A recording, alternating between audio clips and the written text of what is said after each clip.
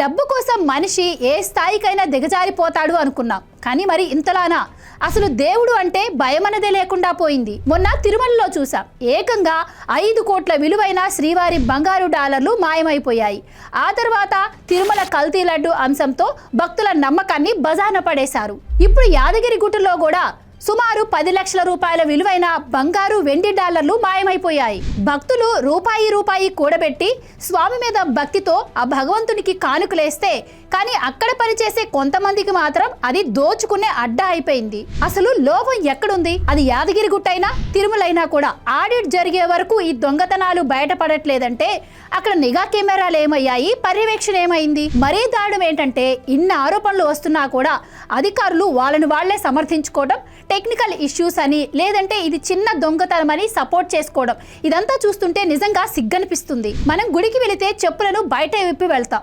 ఎంత అడుక్కునే పేదవాళ్ళైనా సరే తన కొంగును కట్టుకున్న రూపాయిని కూడా భగవంతుడికి ఏదో ఒకటి ఇవ్వాలి అన్నట్టు భక్తితో సమర్పిస్తారు. కానీ ఇలాంటి వాళ్ళ దొంగతనాల వల్ల ఆ భక్తిని కూడా అపహాస్యం చేసిన వాళ్ళు అవుతున్నారు. దేవుడు సొమ్ము తిన్నవాడు బాగుపడ్డట్టు చరిత్రలో లేదు.